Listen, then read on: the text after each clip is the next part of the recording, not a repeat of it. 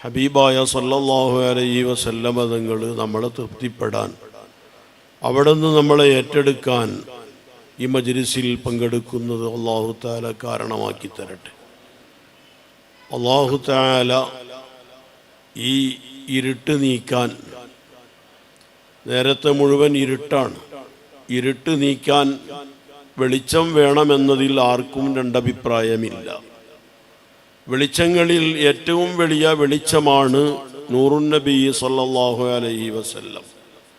ഞാനിവിടെ അധികം പറയേണ്ടതില്ല. എനിക്ക് ഇവിടെ നടന്ന എല്ലാ പ്രഭാഷണങ്ങളും 3 പ്രഭാഷണങ്ങളും വളരെ ഇഷ്ടപ്പെട്ടു. സ്വാഗത ഭാഷണം അൽഹംദുലില്ലാ. നമ്മൾ മനസ്സിലാക്കിയ പോലെ കൊടിഞ്ഞിയുടെ ഈ ബറക്കത്തിൻ്റെയും പുരോഗതിയുടെയും ലോക പ്രശസ്തിയുടെയും കാരണമെന്ത് എന്ന് തിരിച്ചറിയാൻ ഉതകിയ സ്വാഗത ഭാഷണം മനസ്സിന് വല്ലാത്ത സന്തോഷമുണ്ടാക്കി. ശേഷം നടന്ന ഉദ്ഘാടന ഭാഷണവും അഹ്ലുബൈത്തിനെ മനസ്സിലാക്കാനും അവരുടെ മഹത്വം നമ്മളെ ബോധ്യപ്പെടുത്താനും പര്യാപ്തമായ രീതിയിൽ വളരെ സന്തോഷകരമായി. അതിനുശേഷം നടന്ന അധ്യക്ഷ പ്രസംഗവും വളരെ റാഹത്തായി, അൽഹംദുലില്ലാ.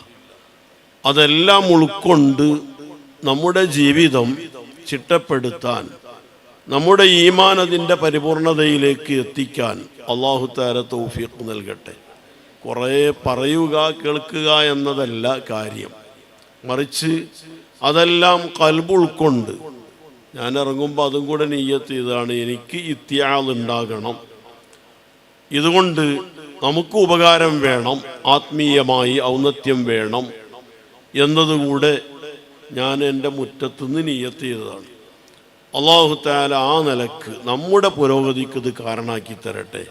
മഹാരഥന്മാരെ നമ്മൾ ഓർക്കുന്നത് അതിനാണ്. നമ്മുടെ ത്വരീഖത്തിൻ്റെ ശൈഖായ, തസവുഫിൻ്റെ ശൈഖായ ഇമാമായ മഹാനായ ജുനൈദുൽ ബഗ്ദാദി റളിയല്ലാഹു തആല അൻഹു, നമുക്ക് 3 ഇമാമുകളുണ്ട്. നമ്മുടെ ഫിഖ്ഹിലെ ഇമാം, പ്രധാനമായി ഫിഖ്ഹിലെ മാത്രമല്ല എല്ലാ മാരിഫത്തിൻ്റെയും ഉടമയായ വലിയ ഖുതുബാണ് ഇമാമുന ശാഫിഈ റളിയല്ലാഹു അൻഹു. അഖീദയിലെ വിശ്വാസപരമായി നാം അവലംബിക്കുന്ന ഇമാമാണ് നമ്മുടെ ഇമാം അബുൽ ഹസനിൽ അശ്അരി റളിയല്ലാഹു അൻഹു. എന്നാൽ തസവുഫ് നമുക്ക് നിർബന്ധമാണ്. നമ്മുടെ ഖൽബിൻ്റെ ശുദ്ധീകരണം വളരെ അനിവാര്യമാണ്. ആ ഖൽബിൻ്റെ ശുദ്ധീകരണത്തിൻ്റെ റൂട്ട് തെളിയിച്ചു തന്നത്, ആത്മീയത എങ്ങനെയെന്ന് കൃത്യമായി വരച്ച് കാണിച്ചു തന്നത് മഹാനായ ആ വിഷയത്തിൽ നമ്മുടെ ഇമാമാണ്. സയ്യിദു സൂഫിയ ഇൽമൻ വഅമലൻ എന്ന് വിശേഷിപ്പിക്കപ്പെട്ട സയ്യിദുന ജുനൈദുൽ ബഗ്ദാദി റളിയല്ലാഹു അൻഹു. ആ മഹാരഥൻ എല്ലാ വഴികളിലേക്കും നമുക്ക് വെളിച്ചം കാണിച്ചു തന്നിട്ടുണ്ട്. ശരിയായ അള്ളാഹുവിലേക്ക് എത്താനുള്ള റൂട്ട് ഏത് എന്ന് കൃത്യമായി കാണിച്ചു തന്നിട്ടുണ്ട്. അത്വരീഖു ഇലല്ലാഹി തആല മസ്ദൂദുൻ അലാ ഖൽഖി ഇല്ലാ അലൽ മുഖ്തഫീന ആസാറ റസൂലില്ലാഹി സ്വല്ലല്ലാഹു അലൈഹി വസല്ലം എന്ന് അവർ പറഞ്ഞത് ജമ്മുൽ ജവാമിൻ്റെ ശറഹിൻ്റെ അവസാന ഭാഗത്ത് കൂടെ പറഞ്ഞിട്ടുണ്ട്. ഒരുപാട് വചനങ്ങൾ അതിന് സമാനമായി ആ ആശയങ്ങൾ അവർ നന്നായി പഠിപ്പിച്ചിട്ടുണ്ട്. ഇന്ന് കാലത്ത് ആത്മീയത ഏതാണെന്ന് തിരിച്ചറിയാതെ ജനങ്ങൾ ഈമാൻ വരെ നഷ്ടപ്പെട്ട് വ്യതിചരിച്ച് മുർത്തദ്ദാകാൻ വരെ കാരണമാകുന്ന രീതിയിൽ ആത്മീയത പ്രചരിപ്പിച്ചുകൊണ്ടിരിക്കുന്ന കാലം, അല്ലെങ്കിൽ അതിന് താഴെ ബിദ്അത്തിലേക്കെത്തി ഈമാനിന് വൈകല്യം വരുന്ന വിധത്തിൽ ആത്മീയത പ്രചരിപ്പിച്ചു കൊണ്ടിരിക്കുന്ന കാലം. ഇവിടെ നമുക്ക് കൃത്യമായ ആത്മീയത വരച്ച് കാണിച്ചവരാണ് മഹാനായ സയ്യിദുൽ ഹുസൈൻ റളിയല്ലാഹു അൻഹു. അവരെപ്പോലെ ജുനൈദുൽ ബഗ്ദാദി റളിയല്ലാഹു അൻഹു പറഞ്ഞത്, അല്ലാഹു തആലയിലേക്ക് എത്തിച്ചേരലാണ് ലക്ഷ്യമെങ്കിൽ അല്ലാഹുവിലേക്ക് എത്തിച്ചേരാനുള്ള വഴി അടഞ്ഞിരിക്കുകയാണ്.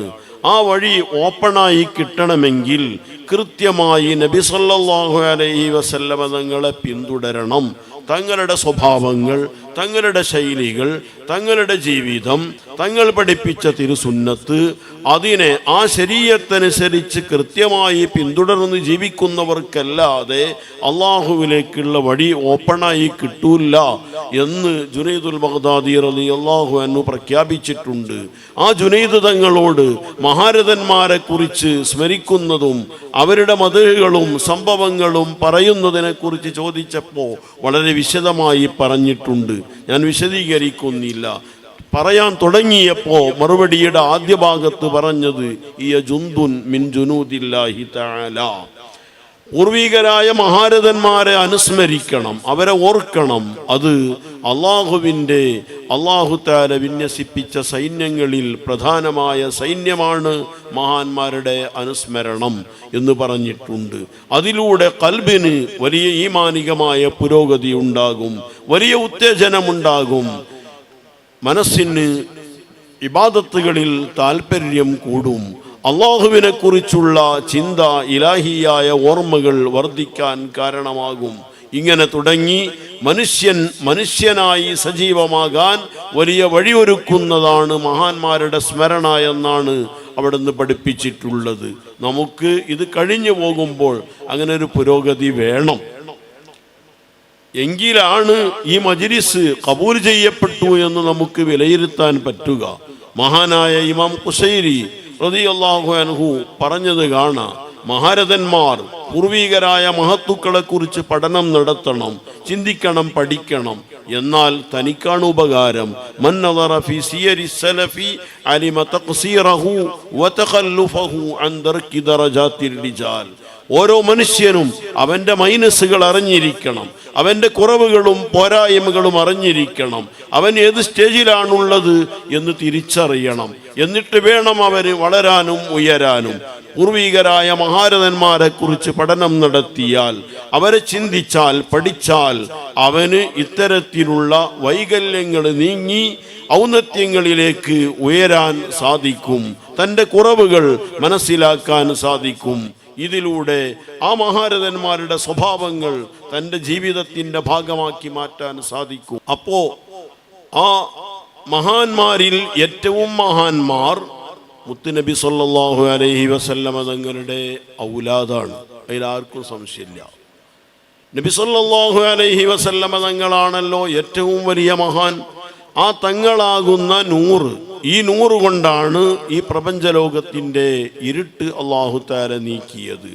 ആ നൂറിൻ്റെ അംശങ്ങളാണ് അവിടുത്തെ സന്തതികൾ. ഖിയാമത്ത് നാളിൻ്റെ സമീപം വരെ വരുന്ന സന്തതികൾ ആ നൂറിൻ്റെ അംശങ്ങളാണ് ഇവിടെ ജനങ്ങളിലേക്ക്, സൃഷ്ടികളിലേക്ക്, ജീവി നിർജീവി വ്യത്യാസമില്ലാതെ മുഴുവൻ വസ്തുക്കളിലേക്കും വിതരണം ചെയ്തുകൊണ്ടിരിക്കുന്നത്.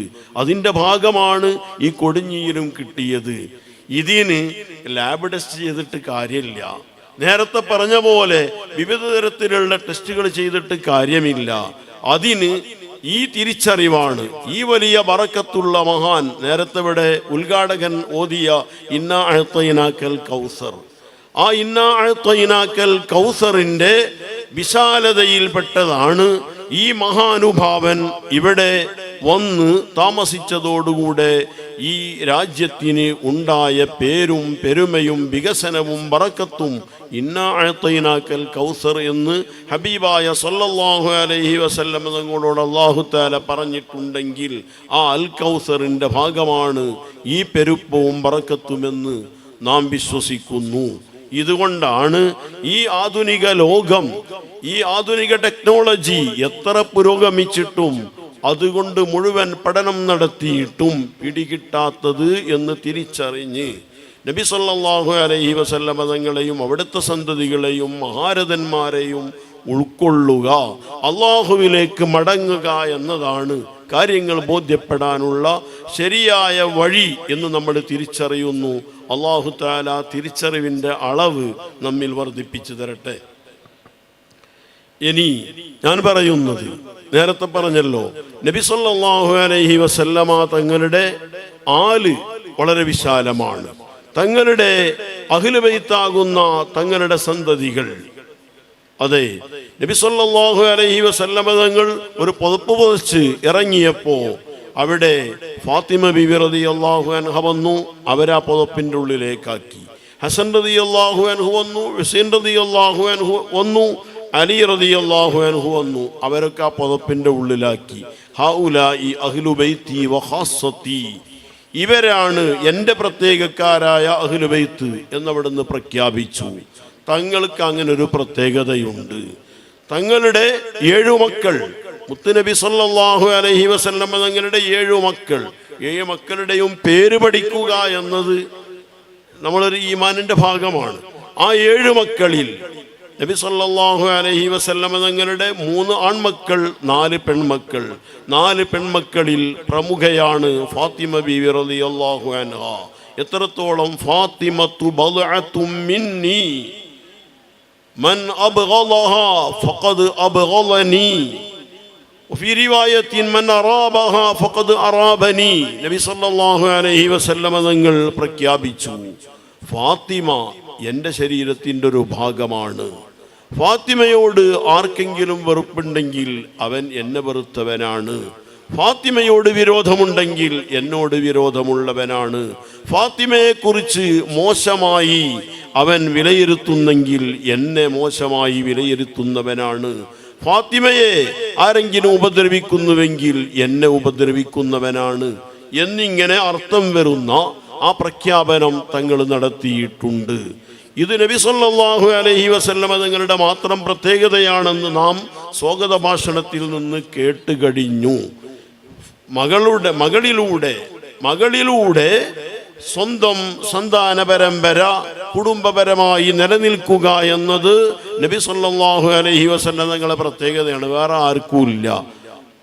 എന്താ? അല്ലാഹു തആല വകാന ഫദ്ലുല്ലാഹി അലൈക അളീമ എന്ന് പറഞ്ഞിട്ടുണ്ട്. അല്ലാഹു തആല അല്ലാഹുവിൻ്റെ ഹബീബിനെ ആദരിച്ച് ബഹുമാനിച്ച് മറ്റാർക്കും കൊടുക്കാത്ത വലിയ ബഹുമതിയും പ്രത്യേകതയും സ്ഥാനമാനങ്ങളും നബി സല്ലല്ലാഹു അലൈഹി വസല്ലം തങ്ങൾക്ക് നൽകിയിട്ടുണ്ട്. ഒരുപാട് ഖസായിസ് പ്രത്യേകതകൾ നബി സല്ലല്ലാഹു അലൈഹി വസല്ലം തങ്ങൾക്കുണ്ട്.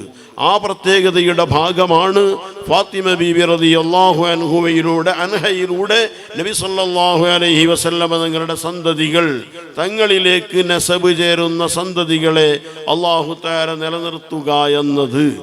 ഇത് വേറെ ആർക്കും കിട്ടാൻ പാടില്ല. അതിനും മറ്റ് പലതിനുമായി ഒരുപാട് ഹിക്മത്തുകൾ നബി സല്ലല്ലാഹു അലൈഹി വസല്ലം തങ്ങളുടെ ആൺമക്കൾ ചെറുപ്പത്തിൽ വഫാത്തായതിൻ്റെ പിന്നിൽ ഒരുപാട് രഹസ്യങ്ങൾ മഹാരഥന്മാർ വിവരിച്ചിട്ടുണ്ട്. അതിലേക്ക് കടക്കുന്നില്ല. അതിൽ ഒന്നാണ് ഇത്. ഫാത്തിമ ബീബി റളിയല്ലാഹു അൻഹക്ക് തീർച്ചയായും ആ പുരുഷന്മാരെക്കാൾ സ്വഭാവ ഗുണങ്ങൾ ഉണ്ട്. സാധാരണഗതിയിൽ അർറജുലു ഖൈറും മിനൽ മർഅ, സ്ത്രീ വർഗവും പുരുഷവർഗവും ടെസ്റ്റ് ചെയ്ത് നോക്കിയാൽ പുരുഷവർഗത്തിനാണ് മികവ്. കോശങ്ങളുടെ കാര്യത്തിലും എല്ലാ കാര്യങ്ങളിലും, ശാരീരിക ഘടനയുടെ കാര്യങ്ങളിലും ആന്തരിക അവയവങ്ങളിലും എല്ലാം സ്ത്രീകളെക്കാൾ പുരുഷവർഗത്തിനാണ് മികവ് എന്നത് ശാസ്ത്രീയമാണ്. എങ്കിൽ ഫാത്തിമ ബീബി റളിയല്ലാഹു അൻഹാക്ക് പുരുഷന്മാരെക്കാൾ ഉയർന്ന സൽഗുണങ്ങളും ധീരതയും എല്ലാമുണ്ട്. ആ സംഭവത്തിലേക്ക് കടക്കുന്നില്ല. അത് മക്കയിലെ ഖുറൈശികൾ വരെ സമ്മതിച്ചതാണ്. ഫാത്തിമ ബീബി റളിയല്ലാഹു അൻഹയുടെ ആ ധീരതയുടെ മുമ്പിൽ, അവിടുത്തെ ബുദ്ധിയുടെ മുമ്പിൽ ഖുറൈശികൾ, അതേ അബൂജഹൽ വരെ മുട്ടുമടക്കിയ സംഭവമുണ്ട്. മിണ്ടാൻ കഴിഞ്ഞില്ല അബൂജഹലിന്. അബൂജഹൽ, ഉത്ബത്ത്, ശൈബ ഉൾപ്പെടുന്ന ആ ഭീകരന്മാർ, അവർക്ക് ഫാത്തിമ ബീവിയാകുന്ന ആ പെൺകുട്ടിയുടെ മുമ്പിൽ മിണ്ടാൻ കഴിഞ്ഞില്ല. അവരെ വായ അടഞ്ഞു. ഇതിനു മാത്രം ധീരതയോടെ ബുദ്ധിയോടെ പെരുമാറാനും നേരിടാനും കഴിഞ്ഞ വലിയ മഹതിയാണ് ഫാത്തിമ ബീബി റളിയല്ലാഹു അൻഹ. അത് കല്യാണം കഴിക്കുന്നതിൻ്റെ മുമ്പ് ചെറുപ്പത്തിലെ കുട്ടിയായിരുന്ന കാലത്തെ ഇവർക്ക് ഈ പ്രത്യേകതയും മികവുമുണ്ട്, അവരെ തോൽപ്പിക്കാൻ കഴിയില്ല എന്ന് ശത്രുപക്ഷത്തിന് വരെ ബോധ്യപ്പെട്ട പരമാർത്ഥം ചരിത്രങ്ങളിലുണ്ട്. ഇതുകൊണ്ട് നബി സല്ലല്ലാഹു അലൈഹി വസല്ലം തങ്ങൾക്ക് ആ പ്രത്യേകത അല്ലാഹു തആല നൽകി. തങ്ങളുടെ ആ ഫാത്തിമ ബീബി റളിയല്ലാഹു അൻഹയുടെ ആൺമക്കൾ 3 ആൺമക്കളാണ്. നേരത്തെ സ്വാഗത ഭാഷണത്തിൽ അതിൻ്റെ ഭാഗം നമ്മൾ കേട്ടു. പറഞ്ഞത് ഞാൻ പറയുന്നില്ല. ഹസൻ, ഹുസൈൻ, മുഹ്സിൻ റളിയല്ലാഹു അൻഹും, അതിൽ മുഹ്സിൻ എന്ന മൂന്നാമത്തെ മകൻ ചെറുപ്പത്തിലെ വഫാത്തായി. പിന്നെ ഹസൻ, ഹുസൈൻ റളിയല്ലാഹു അൻഹുമയിലൂടെയാണ് നബി സല്ലല്ലാഹു അലൈഹി വസല്ലമ തങ്ങളുടെ പരമ്പര ഇവിടെ നിലനിൽക്കുന്നത് എന്ന് എല്ലാവർക്കും അറിയാം.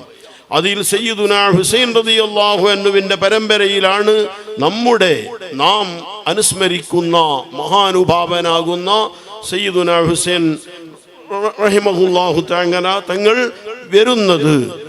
ഫാത്തിമ ബീവിയുടെ മകനായ ഹുസൈൻ റളിയല്ലാഹു അൻഹുവിലൂടെ, അഥവാ ഹുസൈൻ റളിയല്ലാഹു അൻഹുവിൻ്റെ മകൻ അലിയുൻ സൈനുൽ ആബിദീൻ റളിയല്ലാഹു അൻഹുവിൻ്റെ സന്താന പരമ്പരയിലാണ് നമ്മുടെ ഈ മഹാനുഭാവൻ ജനിക്കുന്നത്. നബി സല്ലല്ലാഹു അലൈഹി വസല്ലം തങ്ങളുടെ 33 പേരമകനായി ആണ് ഇവർ ഹദർമൗത്തിൽ യമനിൽ ജനിക്കുന്നത്. ഹുസൈൻ റളിയല്ലാഹു അൻഹുവിന് 9 മക്കളായിരുന്നു. ആ 9 മക്കളിൽ 3 ആൺമക്കളും 3 പെൺമക്കളും 6 ആൺമക്കളും. ആ ആൺമക്കളിൽ അലിയുൻ സൈനുൽ ആബിദീൻ റളിയല്ലാഹു അൻഹുവിൻ്റെ പരമ്പരയിലൂടെ വരുന്ന ഈ മഹാൻ യമനിൽ നിന്നാണ് മിക്ക സയ്യിദന്മാരും വന്നിട്ടുള്ളത് എന്നുള്ളത് എല്ലാവർക്കും അറിയാം. നബി സല്ലല്ലാഹു അലൈഹി വസല്ലമ തങ്ങൾ യമനിൻ്റെ ഫൗറ് നേരത്തെ വിവരിച്ചിട്ടുണ്ട്. യമനുകാരെ കുറിച്ച് അതാക്കും അഹ്ലുൽ യമൻ ഹും അറഖു അഫ്ഇദ വഅലിയനു ഖുലൂബ, നല്ല മനസ്സിൻ്റെ ഉടമകളാണ്, ഏറ്റവും നല്ല സ്നേഹമുള്ളവരാണ്, ലോലമായ മനസ്സിൻ്റെ ഉടമകളാണ്, വളരെ സ്നേഹികളാണ്, ഏത് സത്യമായ കാര്യങ്ങളും യാഥാർത്ഥ്യങ്ങളും ഉൾക്കൊള്ളാൻ പറ്റുന്ന നല്ല ഖൽബിന്റെ വക്താക്കളാണ് എന്നൊക്കെ യമനുകാരെ കുറിച്ച് നബി സല്ലല്ലാഹു അലൈഹി വസല്ലമ തങ്ങൾ വിശേഷിപ്പിച്ചിട്ടുണ്ട്. പോരാ, സഹീഹുൽ ബുഖാരിയിൽ തന്നെ കാണാം, അൽ ഈമാനു യമാനിൻ വൽ ഹിക്മത്തു യമാനിയ, ശരിയായ ഈമാൻ യമനുകാരുടെ ഈമാനാണ്, അവർ ഉൾക്കൊള്ളുന്ന ഈമാനാണ് ശരിയായ ഈമാൻ. ശരിയായ ഫിഖ്ഹ് അതും യമനുമായി ടച്ച് ചെയ്തു നിൽക്കുന്ന ഫിഖ്ഹാണ്. ഇവിടെ യമനിൽ നിന്നാണ് ഫിഖ്ഹും ഈമാനും വിശ്വാസവും തസവുഫും എല്ലാം പ്രചരിപ്പിക്കാനായി മഹാരഥന്മാർ വന്നിട്ടുള്ളത്. മഖ്ദൂം കുടുംബം അങ്ങനെയാണ്, മമ്പുറത്ത് തങ്ങൾ ഉപ്പാപ്പ അങ്ങനെയാണ്. മഖ്ദൂം കുടുംബം ഈ പറഞ്ഞ അഹ്ലു ബൈത്തിൽപ്പെട്ടവരല്ലെങ്കിലും അവരും ഈ ഇൽമു പ്രചരിപ്പിക്കാൻ, ഈ വെളിച്ചം കാണിക്കാൻ അവിടെ നിന്ന് വന്നവരാണ്. എന്ന പോലെ ഹദർമൗത്തിൽ ജനിച്ച് ഇങ്ങോട്ട് വന്നവരാണ്.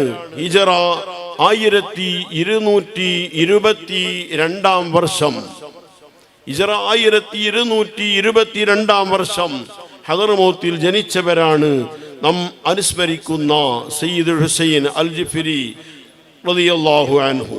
പിന്നീട് യമനിലെ പല സയ്യിദുമാർക്കും ഇവിടെ ലോകത്തിന്റെ വിവിധ ഭാഗങ്ങളിൽ ഇസ്ലാമിനെ, പരിശുദ്ധ ദീനിനെ നിലനിർത്താനും അത് പ്രചരിപ്പിക്കാനും ജനങ്ങളുടെ അത്താണികളാകാനും ജനങ്ങൾക്ക് വെളിച്ചം കാണിക്കാനുമായി യമനിൽ നിന്ന് വിവിധ രാജ്യങ്ങളിലേക്ക് പോകാനുള്ള നിർദ്ദേശം ഇലാഹിയായ അവരുടെ ഉപ്പാപ്പമാരുടെ ഇശാറത്തുകൾ മുഖേന വരാറുണ്ട്.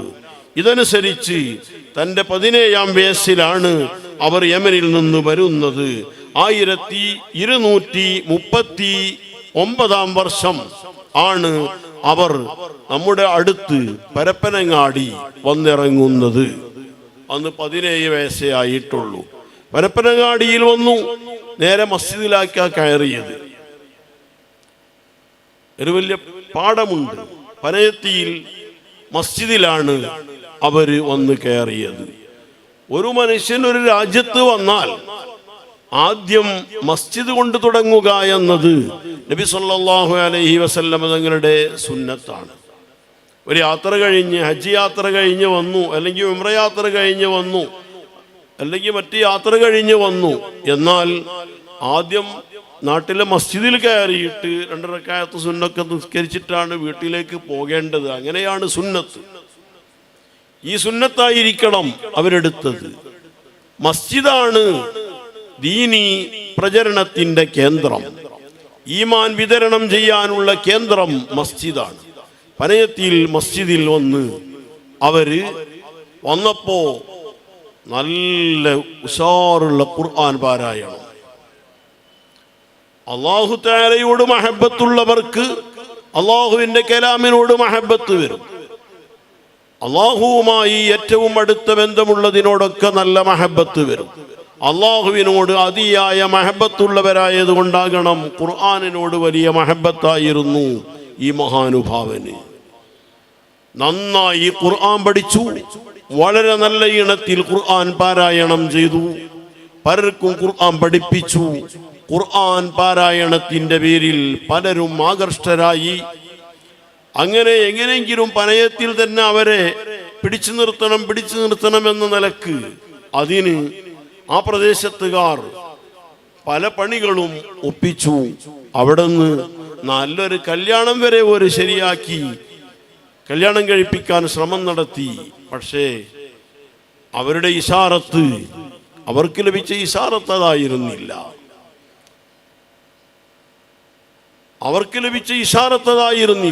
അതിൻ്റെ അടിസ്ഥാനത്തിൽ ആ പനയത്തിൽ ഖുർആനിൻ്റെ മികവ് കാണിച്ച് ജനങ്ങളെ ബോധവൽക്കരണം നടത്തി അവർ പിന്നെ മമ്പുറത്തേക്ക് തിരിച്ചു.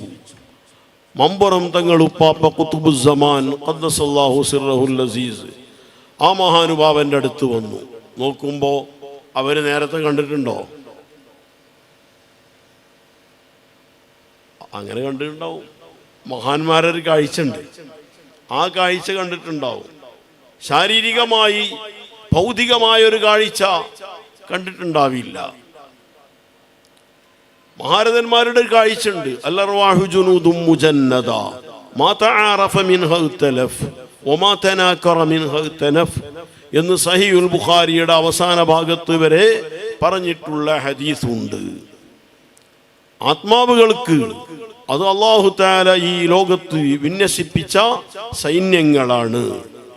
നേരത്തെ ആലമുൽ അർവാഹിൽ വെച്ച് മഹാരഥന്മാരുടെ ആത്മാവുകൾ പരിചയപ്പെട്ടിട്ടുണ്ട്.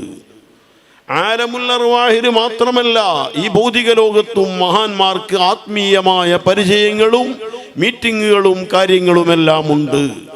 അതിൻ്റെ അടിസ്ഥാനത്തിൽ ശരീരം എവിടെയായാലും ആത്മീയമായി അവർ തമ്മിൽ കണക്ഷൻ ഉണ്ടാകും, ബന്ധങ്ങളുണ്ടാകും.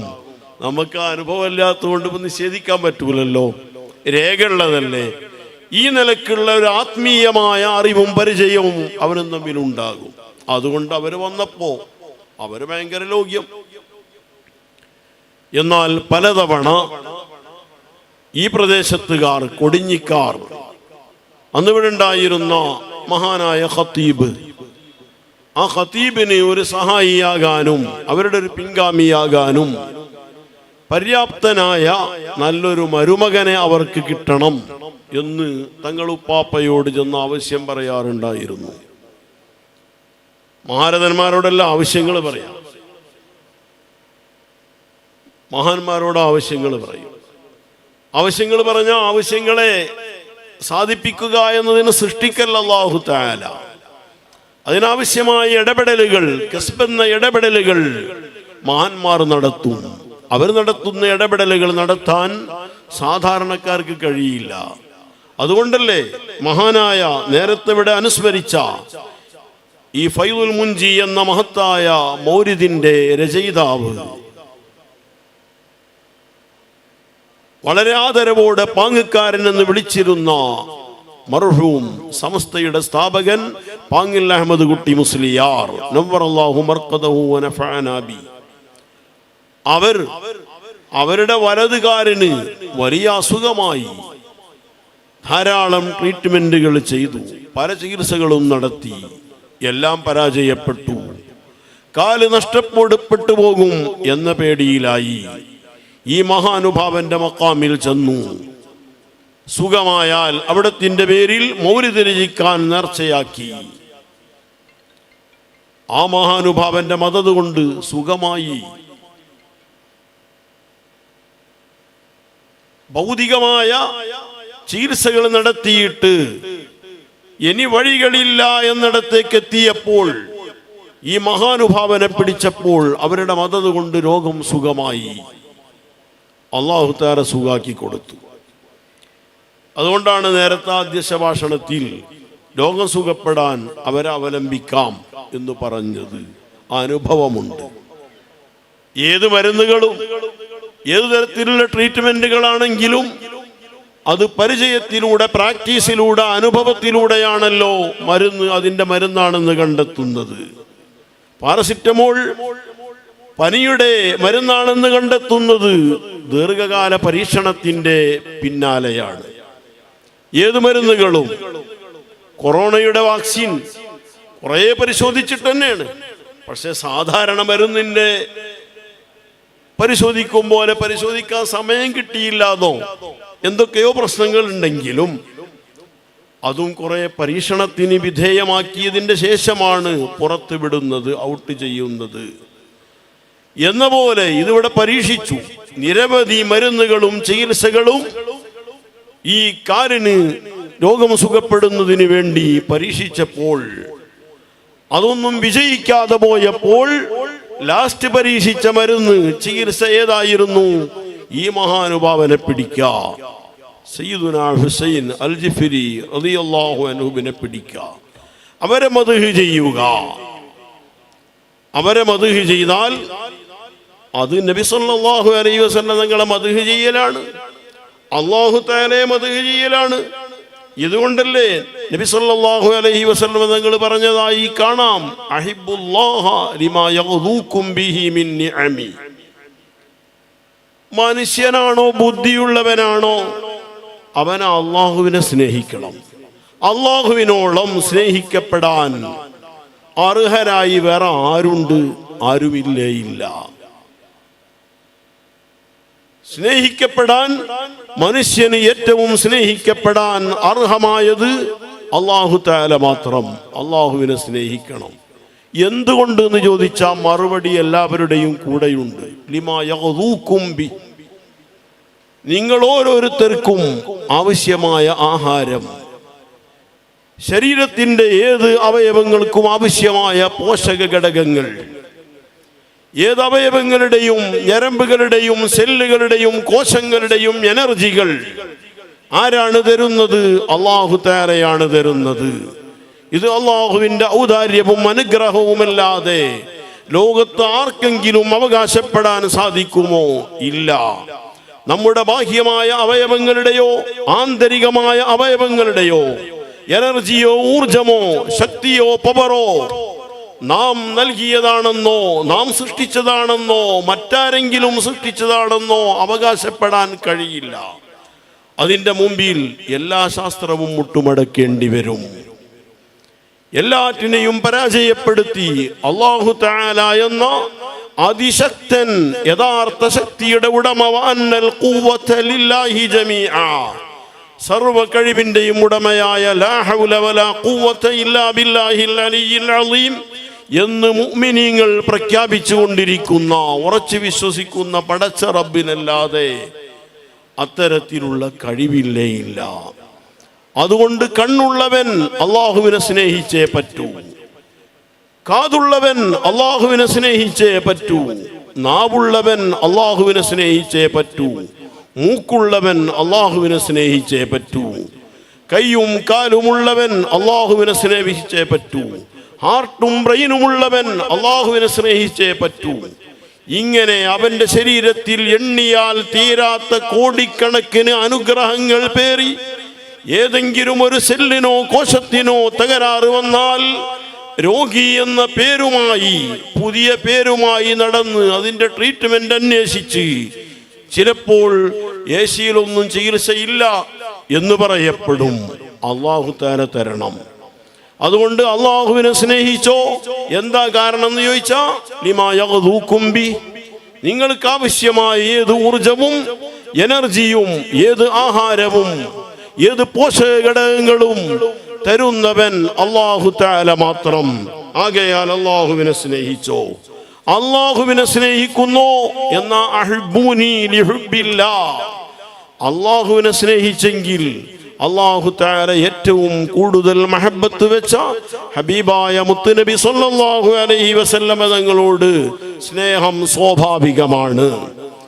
നബി സല്ലല്ലാഹു അലൈഹി വസല്ലമ തങ്ങളെ സ്നേഹിച്ചോ? അഹിബ്ബു അഹ്ല ബൈതി ലിഹുബ്ബി.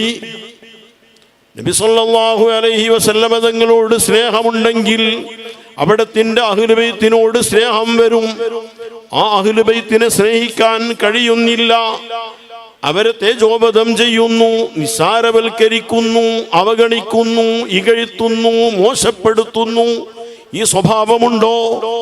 അവന് ഹബീബായ സല്ലല്ലാഹു അലൈഹി വസല്ലമ തങ്ങളോട് സ്നേഹമില്ല. ആ സ്നേഹമില്ലെങ്കിൽ ഇവന്റെ ശരീരത്തിൽ പേറി നടക്കുന്ന കോടിക്കണക്കിന് അനുഗ്രഹങ്ങളുടെ ദാതാവും സൃഷ്ടാവുമായ പടച്ച റബ്ബിനോട് സ്നേഹമില്ല. അവന്റെ മൈൻഡ് റെഡിയല്ലാന്ന്. ശരിക്കും പറഞ്ഞാൽ മാനസിക രോഗിയെന്ന് ഒരു കഥല്ല, ചികിത്സിക്കേണ്ടി വരും. അപ്പോ അഹ്ലു ബൈത്തിനെ സ്നേഹിക്കുക എന്നത് ഈമാനിന്റെ ഭാഗമാണ് എന്നർത്ഥം. ഒരുപാട് രേഖകളുണ്ട്, അതിലേക്ക് കടക്കുന്നില്ല. അഹ്ലു ബൈത്തിനെ സ്നേഹിക്കുക ഈമാനിന്റെ ഭാഗമാണ്.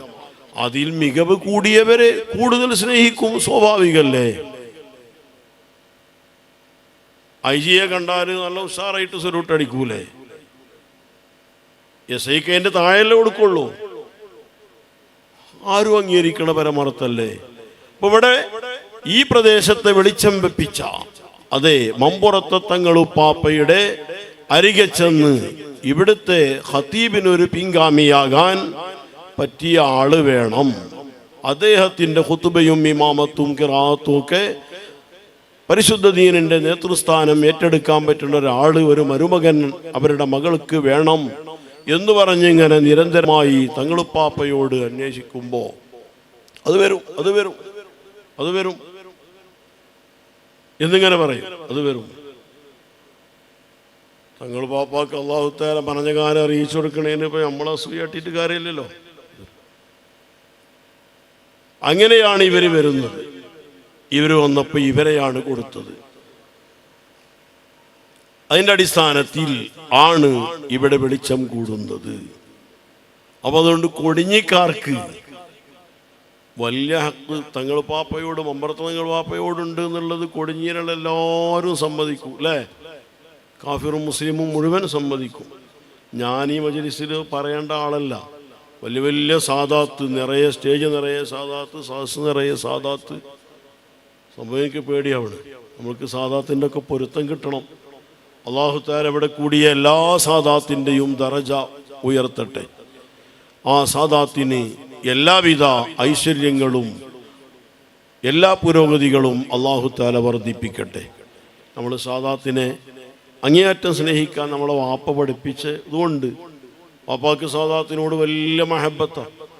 സാദാത്തിൻ്റെ എല്ലാ കബീലകളും കൃത്യമായി ഇങ്ങനെ അറിയും. ഓരോ വാപ്പാര് ഉപ്പാപ്പാര് അങ്ങനെ വാപ്പാനോട് ചോദിച്ചാൽ ഫാത്തിമ റളിയല്ലാഹു അൻഹ വരെ മുട്ടുന്ന ആ പരമ്പരയെ പറഞ്ഞു തരാൻ വാപ്പാക്ക് കഴിയും. അഹ്ലു ബൈത്ത് കുറേ കബീലകളാണ്, തിരിച്ചറിയണമല്ലോ. എല്ലാവരും ഹസനി എന്ന് മാത്രം പറഞ്ഞാൽ തിരിച്ചറിയൂല. എല്ലാവരും ഹുസൈനി എന്ന് മാത്രം പറഞ്ഞാൽ തിരിച്ചറിയില്ല. ഫാത്തിമി എന്ന് മാത്രം പറഞ്ഞാൽ അതും തിരിച്ചറിയൂല.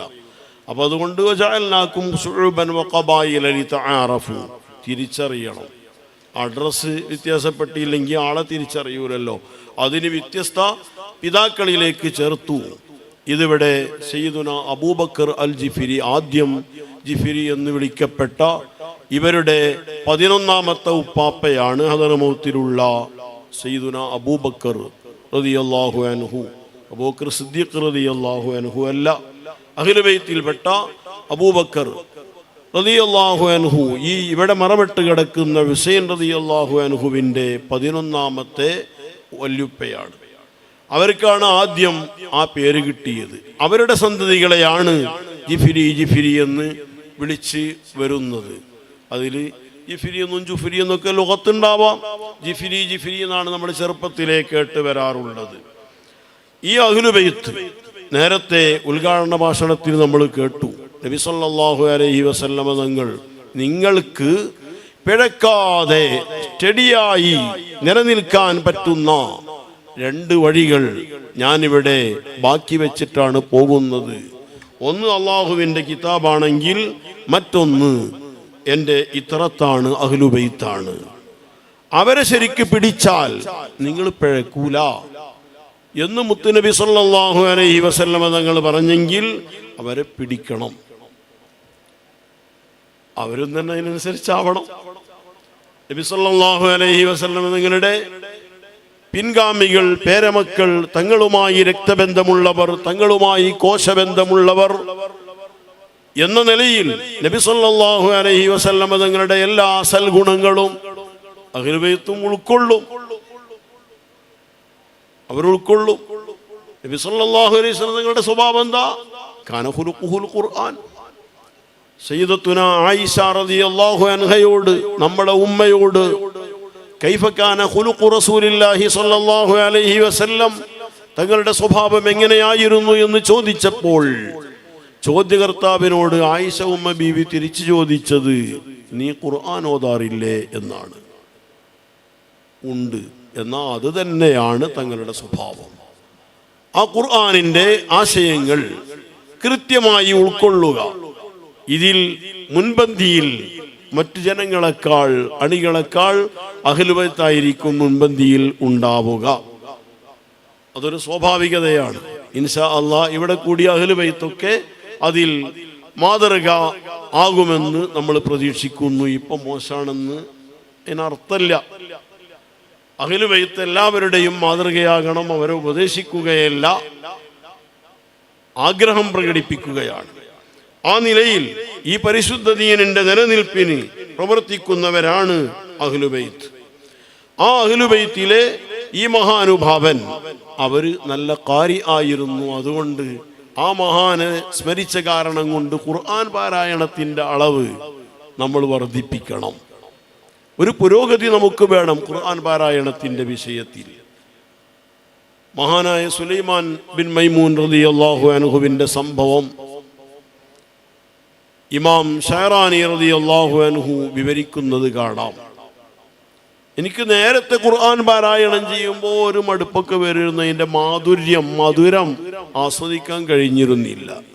വലിയ ടെൻഷനായി. എന്ത് ചെയ്യണം? അങ്ങനെ എനിക്കൊരു ചിന്ത വന്നു. ഖുർആൻ ഇവിടെ പഠിപ്പിച്ചത് ആരാണ്? സയ്യിദുനാ ഹബീബുല്ലാഹി സ്വല്ലല്ലാഹു അലൈഹി വസല്ലം തങ്ങളാണ്. റമദാൻ മാസമാണല്ലോ വരുന്നത്. ഖുർആനിൻ്റെ വാർഷിക മാസമല്ലേ? നന്നായി പാരായണം ചെയ്യണം. ആ സ്വഭാവം ഇവിടെ നമ്മൾ അനുസ്മരിക്കുന്ന മഹാനുഭാവന്റെ സ്വഭാവമാണ്. അപ്പോ ആ സുലൈമാൻ തങ്ങൾ, ഞാൻ എന്ത് ചെയ്യണം ഖുർആനിൻ്റെ മാധുര്യം, ഹലാവ കിട്ടാൻ? അപ്പൊ നബി സല്ലല്ലാഹു അലൈഹി വസല്ലമ തങ്ങളാണ് ഇവിടെ ഖുർആൻ പഠിപ്പിച്ചത്. തങ്ങളിൽ നിന്ന് കേൾക്കുന്നത് ഇങ്ങനെ ആലോചിക്കുക. ഞാൻ ഖുർആൻ ഓതുമ്പോൾ അങ്ങനെ തങ്ങളിൽ നിന്ന് കേൾക്കുന്ന പോലെ ഞാനിങ്ങനെ ആലോചിച്ച് ഖുർആൻ ഓതിയപ്പോൾ എനിക്ക് നല്ല മധുരം കിട്ടി. അല്ലാഹു തആല നമുക്ക് തൗഫീഖ് നൽകട്ടെ. അപ്പൊ പിന്നെ രസമായി, നല്ല ആസ്വാദനമായി. ആസ്വാദനത്തിൻ്റെയും മധുരത്തിൻ്റെയും അളവ് കൂടണമെന്ന് ഞാൻ ആഗ്രഹിച്ചു. അതിനെന്ത് ചെയ്യണമെന്ന് വീണ്ടും ചിന്തിച്ചപ്പോൾ തങ്ങൾക്ക് ഖുർആൻ വഹയായി അവതരിപ്പിച്ചു കൊടുത്തത് സയ്യിദുനാ ജിബ്രീൽ അലൈഹിസ്സലാമാണല്ലോ. ജിബ്രീൽ അലൈഹിസ്സലാം ആ വഹയ അവതരിപ്പിക്കുന്നത്. അതുകൊണ്ട് നബി സല്ലല്ലാഹു അലൈഹി വസല്ലം തങ്ങളെക്കാൾ മഹാനൊന്നും ആവൂല ജിബ്രീൽ അലൈഹിസ്സലാം. തങ്ങൾ തന്നെയാണ് അഷ്റഫുൽ ഖൽഖ് സല്ലല്ലാഹു അലൈഹി വസല്ലം. അല്ലാഹു തആല നിശ്ചയിച്ചേൽപ്പിച്ചതനുസരിച്ച് തങ്ങൾക്ക് ഖുർആൻ വഹയായി അവതരിപ്പിച്ചു കൊടുത്തത് ജിബ്രീൽ അലൈഹിസ്സലാമാണല്ലോ. അവരിൽ നിന്ന് കേൾക്കുന്നു എന്ന് ഞാൻ ഓതുന്ന സമയത്ത് ഞാനൊന്ന് ചിന്തിച്ചാലോ? അങ്ങനെ ചിന്തിച്ച് ഓതിയപ്പോൾ വീണ്ടും ഖുർആൻ പാരായണത്തിൽ മാധുര്യത്തിന്റെ അളവ് കൂടി. അപ്പോ വീണ്ടും ആഗ്രഹം വർദ്ധിച്ചു. ഇനിയും ഈ മധുരമാസ്വാദനം വർദ്ധിക്കാൻ എന്ത് ചെയ്യണമെന്ന് ചിന്തിച്ചപ്പോൾ പരിശുദ്ധ ഖുർആൻ ആരുടെ വചനമാണ്? അല്ലാഹു തആലയുടെ വചനമാണ്. നേരിട്ട് അല്ലാഹുവിൽ നിന്ന് കേൾക്കുന്ന പോലെ ഞാനൊന്ന് ആലോചിക്കാം. അങ്ങനെ പാരായണം നടത്തിയപ്പോൾ വീണ്ടും ഖുർആൻ പാരായണത്തിൽ വലിയ മാധുര്യവും ആസ്വാദനവും എനിക്ക് നേടാൻ കഴിഞ്ഞു എന്ന് ആ മഹാൻ പറഞ്ഞത് ഇവിടെ ഓർത്ത് ഹുസൈൻ തങ്ങളുടെ ആ പാരമ്പര്യമായ ഖുർആൻ പാരായണത്തിൽ നമ്മൾ ഉഷാറാവണം. ഖുർആൻ നോക്കി ഓതാത്ത ഒരു പ്രഭാതവും ഒരു മുഅ്മിനിന് ഉണ്ടായിക്കൂടാ. റമദാനിൽ നന്നായി ഖത്മുകൾ ഓതണം. അല്ലാഹു തആല ഇവരുടെ ബറക്കത്ത് കൊണ്ട് നമുക്ക് തൗഫീഖ് നൽകി തരട്ടെ. അതുപോലെ അവര് വലിയ സൂക്ഷ്മതയുള്ള ആളായിരുന്നു. ജീവിതത്തിൽ വലിയ സൂക്ഷ്മത പുലർത്തിയ മഹാനായിരുന്നു ഈ ഹുസൈൻ തങ്ങൾ. അവരെ പോലെ സൂക്ഷ്മതയിൽ നമ്മൾ മുൻപന്തിയിലാവണം. നമുക്ക് ഹറാമോ ഹലാലോ ഒരു നോട്ടുമില്ല, പലിശയോ അല്ലേ ഒരു നോട്ടുമില്ല. എങ്ങനെങ്കിലും പോക്കറ്റിൽ ക്യാഷ് വരണം, അല്ലെങ്കിൽ അക്കൗണ്ടിൽ പണം വരണം എന്നു മാത്രം ചിന്തിച്ച് പുതിയ പലതരത്തിലുള്ള ഇടപാടുകളിലേക്കും പോയി. മൂമിൻ നാമമാത്ര മുസ്ലിമായി ഇസ്ലാം നഷ്ടപ്പെടുന്ന രംഗം, എന്നിട്ട് എല്ലാം തകരുന്ന രംഗം, തകർന്നില്ലെങ്കിൽ ഈമാൻ തകരുന്ന രംഗം, ഖൽബ് മങ്ങുന്ന രംഗം, ഒരു ഇബാദത്തിന്റെ നിസ്കാരത്തിലോ ഒരു ഇബാദത്തിലും രസം കിട്ടാത്ത അവസ്ഥ, ഇതിൽ നിന്ന് മാറി നിൽക്കാൻ, സൂക്ഷ്മത ജീവിതത്തിൽ പുലർത്താൻ, പ്രത്യേകിച്ച് സാമ്പത്തികമായി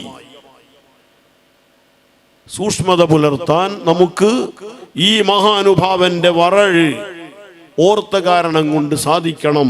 അല്ലാഹു തആല തൗഫീഖ് നൽകി തരട്ടെ. ഇൽമിന്റെ കാര്യത്തിൽ ഇൽമ് നന്നായി തരീമിൽ നിന്ന് തന്നെ, ഹദർമൗത്തിൽ നിന്ന് തന്നെ ധാരാളം ഇൽമ് പഠിച്ചു. ആ ഇൽമനുസരിച്ച് ജീവിതം ചിട്ടപ്പെടുത്തി. ഇൽമിന്റെ വേദികൾ റമദാനിൽ ഇഷ്ടം പോലെ നമുക്ക് കിട്ടാനുണ്ടാവും. പക്ഷേ റമദാനിന്റെ ആ പുണ്യ സമയങ്ങൾ കേവലം ശൈത്താൻ പെട്ടികൊണ്ട് നശിപ്പിച്ച് നരകം വാങ്ങുന്ന സ്വഭാവം, വിശുദ്ധ മാസത്തിനെ അവഗണിക്കുന്ന സ്വഭാവം നമുക്കുണ്ടാവരുത്. നരകം ക്യാഷ് കൊടുത്തു വാങ്ങുന്ന പരിപാടി ഉണ്ടല്ലോ. റമദാനിൽ പലർക്കും പണി ഉണ്ടാവില്ല. അപ്പൊ പണിയില്ലാതിരിക്കുമ്പോ നേരം പോകണ്ടേ, നോമ്പ് വൈകുന്നേരമാകുക എന്നാ പറയാ. നോമ്പ് വൈകുന്നേരമാകുകയല്ലേ ചെയ്യണത്. നോമ്പ് നശിക്കുക ചെയ്യുക. നോമ്പെന്തിനാ? ലഅല്ലക്കും തത്തഖൂൻ. തഖ്വയുടെ സമ്പൂർണതക്കാണ് അല്ലാഹു തആല നോമ്പിനെ നിർബന്ധമാക്കിയതെന്ന് അല്ലാഹു തആല പ്രഖ്യാപിക്കുന്നു. എന്നിട്ട് മറ്റു പണിയൊക്കെ ഒഴിവാക്കിയ ആളുകൾ മസ്ജിദ് പോയിട്ട് ഇത്തികാഫ് ചെയ്യാൻ വേണ്ടി ശൈത്താൻ പെട്ടി ഒക്കെ പൂട്ടി ഒരു മൂലക്കൽ വെക്കുക. അത്യാവശ്യമുള്ള വാർത്തകൾ കേൾക്കണമെങ്കിൽ ഒരു സമയം നിശ്ചയിക്കുക. കൃത്യമായ ടൈമിങ്, കാര്യങ്ങൾക്ക് ടൈമിങ്, അത് ഈ മഹാനുഭാവന്റെ സ്വഭാവമാണ് എന്നാണ് മൗലിദ് നിന്ന് മനസ്സിലായത്. ഞാൻ അവരെ കണ്ടിട്ടില്ലല്ലോ. അങ്ങനെ ഒരു സ്വഭാവം അവരെ ആലോചിച്ച കാരണം കൊണ്ട് അവർ അള്ളാഹുവിനെ ചിന്തിച്ച മുത്തഫക്കീറാണ്. അള്ളാഹുവിനെ കുറിച്ച് ചിന്ത, അള്ളാഹുവിനെ ചിന്തിക്കാൻ പറ്റുന്നത്ര തെളിവ് വേറെ ഒന്നിനുമില്ല. നമ്മുടെ ദൃഷ്ടിയിൽപ്പെടുന്ന, നാം അനുഭവിക്കുന്ന ഓരോ പുൽക്കൊടികളും മൺതരികളും, മേപ്പോട്ട് നോക്കിയാലും താഴോട്ട് നോക്കിയാലും ചുറ്റുഭാഗങ്ങളിലേക്ക് നോക്കിയാലും കാണപ്പെടുന്ന മുഴുവൻ സൃഷ്ടിജാലങ്ങളും ഇലാഹായ റബ്ബിന്റെ, പടച്ച റബ്ബിന്റെ തെളിവുകളാണ്. ആ തെളിവുകളെ തെളിവുകളായി ഉപയോഗപ്പെടുത്തി അള്ളാഹുവിനെ അറിയാൻ, അള്ളാഹുവിനെ സ്മരിക്കാൻ നാം തയ്യാറാകണം. ഈ റമദാനും നമുക്ക് പ്രതികൂലമായി സാക്ഷിയാകുന്ന ഒരവസ്ഥ ഉണ്ടാവരുത്. ഞാൻ നിർബന്ധമായി എന്നോട് പറയണ ഉറക്കെ പറയാണ്.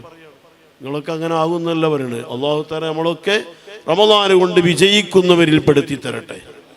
ഈ റമദാനിനോടടുത്ത സമയം ഈ മഹാനെ ഓർത്തത് കൊണ്ട് ഖൽബിൽ ഇത്തരത്തിലുള്ള ഒരു ഉത്തേജനം, ഒരു ഉണർവ് ഉണ്ടാവാൻ കാരണമാകണം. എന്നാൽ ഈ മജ്‌ലിസ് സ്വീകരിച്ചു എന്നുള്ളതിൻ്റെ അടയാളം അല്ലാഹു തആല തൗഫീഖ് ചെയ്യട്ടെ, അല്ലാഹു കബൂലാക്കി തരട്ടെ. അതുകൊണ്ട് കുറേ കാലം നമ്മൾ ജീവിച്ചു. റമദാനിനോടുള്ള ഹക്ക് നമ്മൾ വേണ്ട പോലെ വീട്ടിയിട്ടില്ല.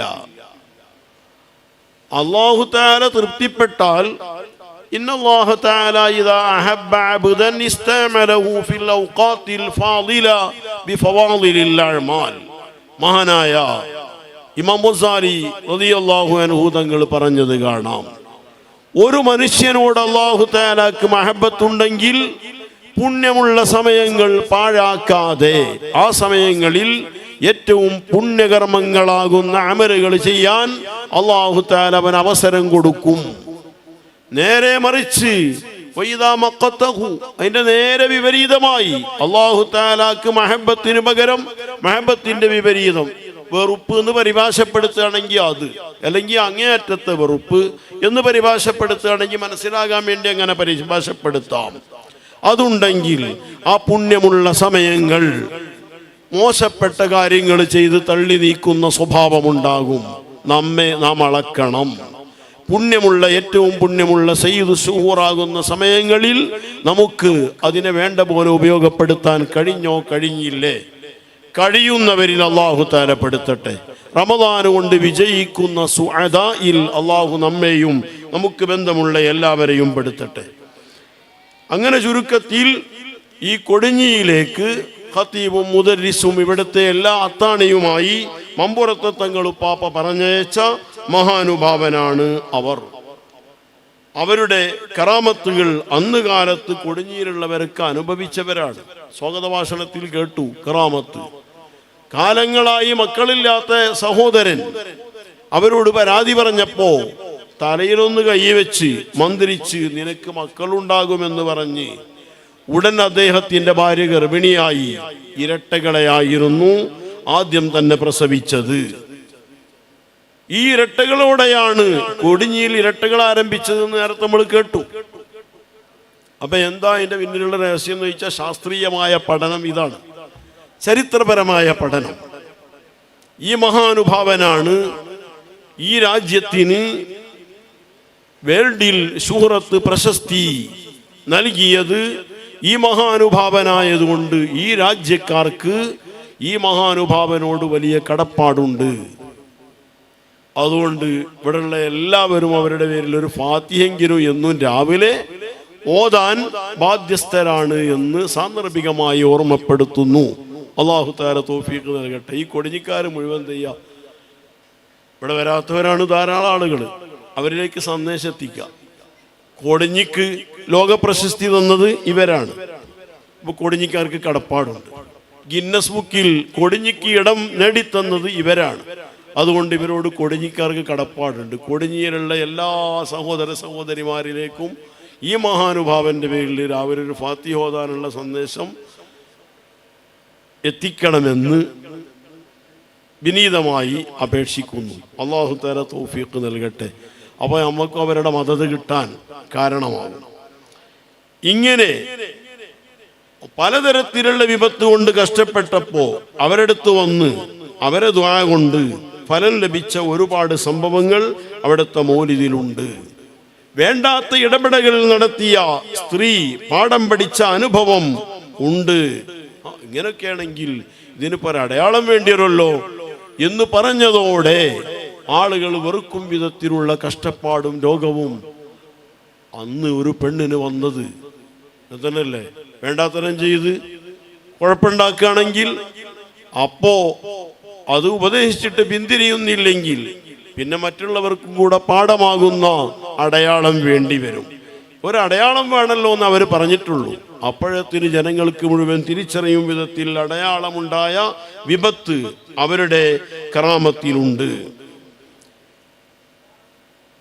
കാക്കശല്യം കൊണ്ട് കഷ്ടപ്പെട്ടയാൾക്ക് പിന്നെ പരിസരത്ത് മുഴുവൻ കാക്കകൾ ഒഴിഞ്ഞു പോയ അനുഭവം ഉണ്ട്.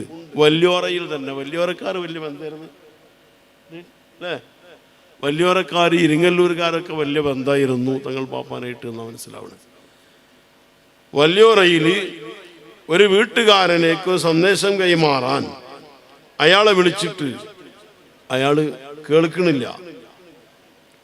അപ്പൊ അയാളോട് ചോദിച്ചപ്പോ പെരന്റെ ചുറ്റു എപ്പോഴും കാക്കന്റെ കുറുകലും കരച്ചിലുമായിട്ട് ഒന്നും കേൾക്കണില്ല എന്ന് പറഞ്ഞപ്പോ ഒരൊറ്റ വർത്താനം, എന്നാലേ ഈ വലിയ പിന്നെ ആ കാക്കനോടൊക്കെ പോകാൻ പറഞ്ഞാണ് എന്ന് പറഞ്ഞാള്.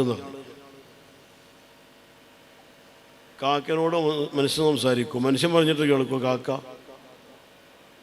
ഈ വലിയ കാക്കയോട് പോകാൻ പറ എന്ന് പറഞ്ഞിട്ടുണ്ട് എന്ന് പറയാൻ പറഞ്ഞു. പിന്നെ അതിനുശേഷം അങ്ങനെ ഒരു കാക്കന്റെ ശബ്ദം തന്നെ ആ പരിസരത്തെവിടെയും കേട്ടില്ല എന്ന കറാമത്ത്, ഇങ്ങനെ നിരവധി കറാമത്തുകൾ ആ മഹാനുഭാവന് ഉണ്ട്. അപ്പോ അതുകൊണ്ട് അവർ വലിയൊരു മഹാനാണെന്ന് തിരിച്ചറിഞ്ഞ്, വെറും ഏതുകൊണ്ടല്ല, അത്ഭുതസിദ്ധി കൊണ്ട് മാത്രമല്ല, നേരത്തെ അവരുടെ ആത്മീയമായ ഔന്നത്യങ്ങളാണ് നമ്മൾ പറഞ്ഞത്. ഖുർആനും അവരും തമ്മിലുള്ള ബന്ധം, അള്ളാഹും അവരും തമ്മിലുള്ള ബന്ധമാണ് വന്ന് നേരെ മസ്ജിദിൽ കയറിയിരുന്നത് നമ്മൾ മനസ്സിലാക്കി. അള്ളാഹുവിന്റെ ശരിയായ ദാസന്മാർ, ശരിയായ അടിമകൾ, അടിമ ഉടമയുടെ വീട്ടിലാണ് കയറുക. ഉടമയുടെ വീടാണ് അടിമയുടെ അഭയകേന്ദ്രം. അതുകൊണ്ട് മസ്ജിദുകളെ നാം അഭയകേന്ദ്രമാക്കണം. ജമാഅത്തിനെ മുലാസമത്ത് ചെയ്യുന്നൊരു സ്വഭാവം നമുക്ക് വേണം. എന്താ മെച്ചം? റജുലുൻ ഖൽബുഹു മുഅല്ലഖുൻ ബിൽ മസാജിദ്. എല്ലാവരും പരലോകത്ത് കഷ്ടപ്പെടുമ്പോൾ ഒരു ചാണുയരത്തിൽ ഉദിച്ചു നിൽക്കുന്ന സൂര്യന്റെ ചൂട് താങ്ങാൻ കഴിയാതെ പ്രയാസപ്പെടുമ്പോ മസ്ജിദുമായി ജമാഅത്ത് മുടക്കാതെ മസ്ജിദിലെ ജമാഅത്ത് നിലനിർത്താൻ പ്രയത്നിക്കുന്ന മനുഷ്യന് അവിടെ ഓഫറുണ്ട്, അർശിന്റെ തണൽ നൽകും എന്ന് സയ്യിദുനാ സല്ലല്ലാഹു അലൈഹി വസല്ലം സഹീഹുൽ ബുഖാരിന്റെ ഹദീസ. ആ ഒരു സ്വഭാവം നമുക്ക് വേണം. പണിയൊന്നുമില്ല, എന്നാലും എവിടെയെങ്കിലും ഇരുന്ന് ഇങ്ങനെ വർത്താനം പറയും. അതാണ് നമ്മൾ കേൾക്കൂല, ഇഖാമത്തും കേൾക്കൂല, ആ വഴിക്ക് നമ്മളില്ല. 27 ദറജ, അതേസമയം 27 റുപ്യ പോയാൽ നമുക്ക് സഹിക്കാൻ കഴിയൂല. കഴിഞ്ഞപ്പോൾ 27 ലക്ഷമായാലോ തീരെ സഹിക്കാൻ കഴിയൂല, കരഞ്ഞിട്ട്. 27 കോടിയാണെങ്കിലോ അതും തീരെ അത്രയും സഹിക്കാൻ കഴിയൂല. എല്ലാ കോടികളെയും മറികടക്കുന്നതാണ് സ്വർഗത്തിലെ ദറജ എന്ന് പറയുന്നത്. അതൊരു നിസ്കാര ജമാഅത്ത് മുടങ്ങിയാൽ പിന്നെ 28 നിസ്കരിച്ചിട്ടും കിട്ടൂല. മുമ്പൊരു കുട്ടി അങ്ങനെ ചോദിച്ച്, അപ്പോൾ ഒരു ജമാഅത്ത് മുടങ്ങിയാൽ 28 അതാണ് നിസ്കരിച്ചാൽ പോരേന്ന്. അപ്പൊ അതിന് ഈ ഹൗസിന് എന്ന് ചോദിച്ചു. അപ്പൊ എന്തായിരുന്നു ഉസ്താദിന്റെ മറുപടി എന്നറിയോ? പോയത്തം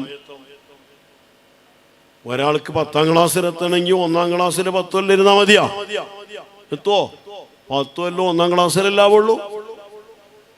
എന്ന പോലെ ജമാഅത്ത് മുടങ്ങിയാൽ നമുക്ക് മനസ്സിന് വേദന ആവണം. 10 റുപ്യ നഷ്ടപ്പെട്ട വഴിയിൽ കൊഴിഞ്ഞു പോയാൽ നല്ല വേദന ഉണ്ടാവും.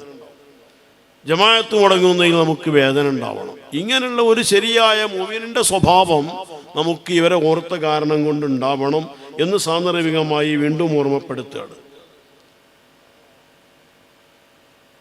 അല്ലാഹു തആല തൗഫീഖ് നൽകട്ടെ. മാ തഅബ്ബദ മുതഅബ്ബിദുൻ ബിഅക്സറ മിന തഹബ്ബുബി ഇലാ ഔലിയാഇല്ലാഹി തആല.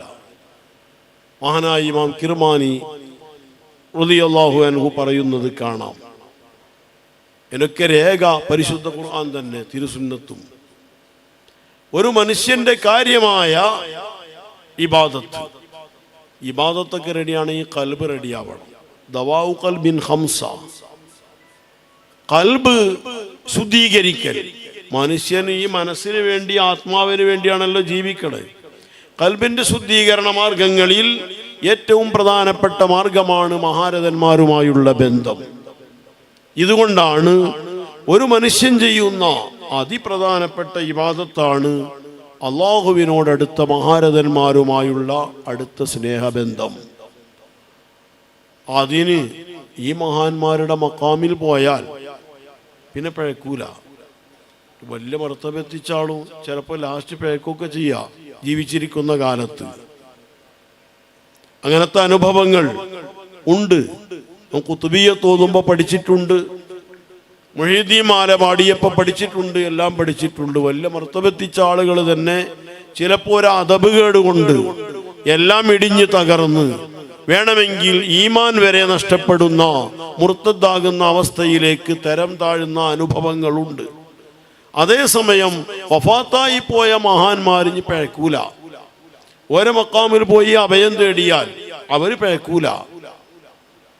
അതുകൊണ്ട് ആ മഹാന്മാരുമായുള്ള അടുത്ത ബന്ധം വളരെ വലിയ പുണ്യകർമ്മമാണ്. എന്താ? കൽബിനെ റെഡിയാക്കാൻ പറ്റുന്ന നല്ല മരുന്നാണ്. ലിഅന്ന സുഹ്ബത ഔലിയാ ഇല്ലാ ദലീലുൻ അലാ മഹബ്ബത്തില്ലാഹി തആല. അള്ളാഹുവിൻ്റെ ഔലിയായിനെ സമീപിക്കുന്നത് അവർ അള്ളാഹുവിൻ്റെ ഇഷ്ടക്കാരാണ് എന്നതിൻ്റെ പേരിലാണ്, അള്ളാഹുവിനോട് അടുത്തവരാണെന്നതിൻ്റെ പേരിലാണ്.